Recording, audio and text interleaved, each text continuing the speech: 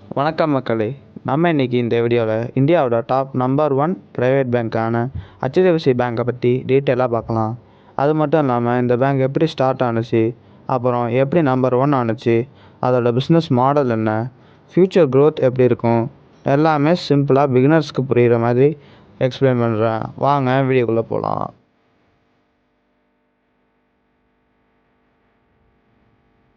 So இந்த bank 1994 start பண்ணாங்க.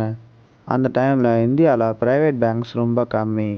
அதே மாதிரி அப்போ பேங்க்கில் டெக்னாலஜி பேங்கிங் பாப்புலர் இல்லை. டெக்னாலஜி பேங்கிங்கா அப்படின்னா? மொபைல் இல்லைன்னா கம்ப்யூட்டர் அதில் இருந்துக்கிட்டு பிரான்ச் போகாமல் ஆன்லைன் பேங்கிங் சர்வீஸ் கிடைக்கிறது தான் டெக்னாலஜி பேங்கிங். அதுதான் HDFC பேங்கோட ஃபஸ்ட்டு அச்சீவ்மெண்ட்டு கூட நம்ம சொல்லலாம். மும்பையில் ஒரு ஸ்மால் ஆஃபீஸ் ஸ்டார்ட் பண்ணாங்க. ஆனால் சிம்பிளான ஒரு டாக்டிக்ஸ் மெயின்டைன் பண்ணாங்க. அது என்னது அப்படின்னா clean banking plus fast service. So இந்த டாக்டிக்ஸ் தான் அவங்கள வேறு லெவலுக்கு கொண்டு போணுச்சுன்னு கூட சொல்லலாம்.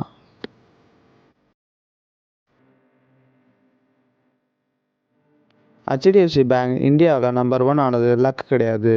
பியூர் பிளானிங் அப்புறம் ஸ்ட்ரிக்டான மேனேஜ்மெண்ட் மட்டும்தான். லோன் ப்ராசஸ் எல்லாம் ஃபாஸ்ட்டாக HDFC பேங்க் அப்ரூவ் பண்ணாங்க. கரப்ஷனா அப்படின்னா என்ன? இந்த லஞ்சம் மோசடி இவங்க இந்த இமேஜ்லாம் கம்ப்ளீட்லி அவாய்ட் பண்ணாங்க.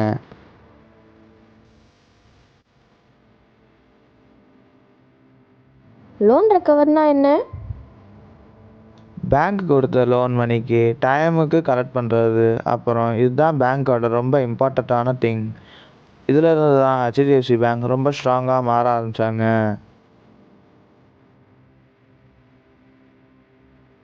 இந்த டூப்ளிகேட் அக்கௌண்ட்ஸ் அப்புறம் ஃபேக் லோன்ஸ், டூப்ளிகேட் டாக்குமெண்ட்ஸ் இதெல்லாம் வச்சு HDFC ஸ்ட்ரிக்டாக கண்ட்ரோல் பண்ணாங்க. இதெல்லாம் சேர்த்து தான் பீப்புள் HDFC பேங்க் மேலே ரொம்ப சேஃப்டியான ட்ரஸ்ட் வச்சுருந்தாங்க.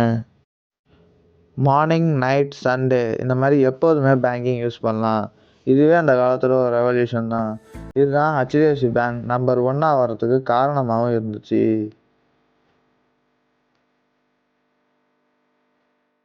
2023 ஒரு பெரிய நியூஸ் என்னடா அப்படின்னு பார்த்தா HDFC லிமிட்டடும் HDFC பேங்க்கும் சேர்ந்து மெர்ஜ் ஆயிடுச்சு.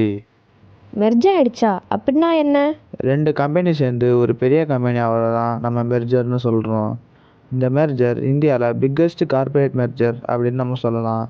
இதோட அட்வான்டேஜ் என்ன அப்படின்னா ஹவுசிங் லோன் கஸ்டமர்ஸ் எல்லாம் HDFC பேங்க்குக்கு வந்தாங்க. பேங்க் லாங் டேர்முக்கு ஸ்டேபிளாக இன்கம் தந்துச்சு. மார்க்கெட் ஷேரும் அதே மாதிரி பெருசாகவும் ஆணுச்சு.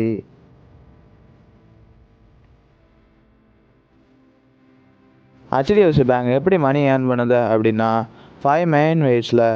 Loan categories home loan, personal loan, auto loan, அப்புறம் பிஸ்னஸ் லோன் இந்த மாதிரி லோன்ஸ் வச்சு தான் அவங்க ஃபஸ்ட்டு ஏர்ன் பண்ண ஆரம்பிக்கிறாங்க.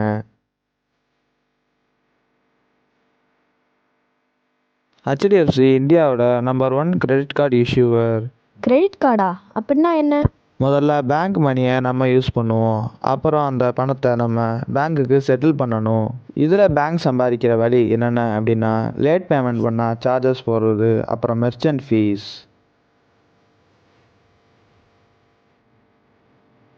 இந்த பேங்க்கு சேவிங்ஸில் கம்மியான வட்டி கொடுத்துட்டு லோன்ஸாக ப்ராஃபிட் பண்ணிகிட்ருக்காங்க.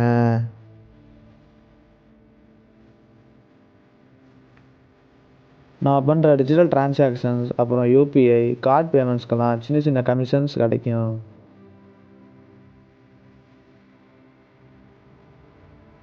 இவங்க மியூச்சுவல் ஃபண்ட் அப்புறம் இன்சூரன்ஸ் எல்லாம் சேல் பண்ணுறதுனால இதில் இருந்தும் பேங்க்கு கமிஷன் கிடைக்கும்.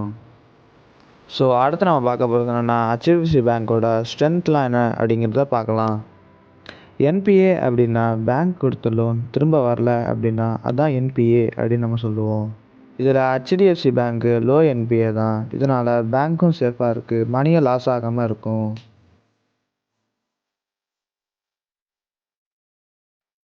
மக்கள் எல்லாம் நினைக்கிறாங்க மணி சேஃப், சர்வீஸ் ஃபாஸ்ட், அதைப்படி இவங்க கரெக்டாக பண்ணிட்டும் வராங்க.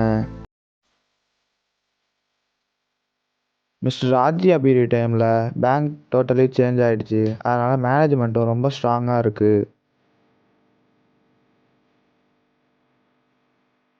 ஆன்லைன் பேங்கிங் அப்புறம் மொபைல் பேங்கிங் இந்தியாவில் முதல்ல பாப்புலர் ஆனது HDFC பேங்க்கால் மட்டும்தான்.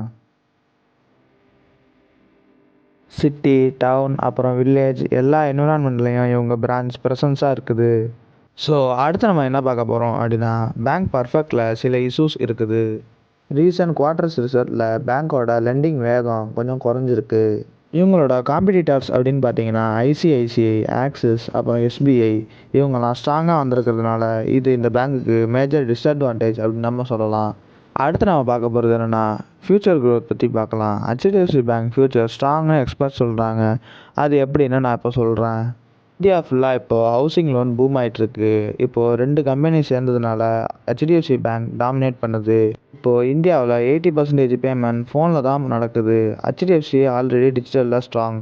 கிராமத்துலேயும் உங்கள் பிரான்ச் இருக்குது. அது மட்டும் இல்லாமல் ஏடிஎம் நெட்ஒர்க்லாம் ஃபாஸ்ட்டாக எக்ஸ்பேண்ட் பண்ணுறாங்க. இப்போது யங்ஸ்டர்ஸ்லாம் அதிகமாக கிரெடிட் கார்டு தான் யூஸ் பண்ணுறாங்க. ஸோ அதில் HDFC already number 1 player. HDFC bank. So இந்த கம்பெனியில் இன்வெஸ்ட் பண்ணணும் அப்படின்னு நினைக்கிறீங்கன்னா, இந்த கம்பெனியை நீங்கள் லாங் டேர்முக்கு ஸ்டேபிளாக இன்வெஸ்ட்மெண்ட் பண்ணணும். இது long term stable stock. So இதில் லோ என்பிஏ, ஸ்ட்ராங் மேனேஜ்மெண்ட், அப்புறம் மெர்ஜர் அட்வான்டேஜ். இது ஒரு பிக்கெஸ்ட்டு ப்ரைவேட் பேங்க். ஷார்ட் டேர்மில் ப்ரைஸ் பார்த்தீங்கன்னா சேஞ்சஸ் நிறையா இருக்கும். ஆனால் லாங் டேர்ம் இன்வெஸ்ட்மெண்ட்டுக்கு இது ஒரு நல்ல சாய்ஸ் அப்படின்னு நம்ம சொல்லலாம்.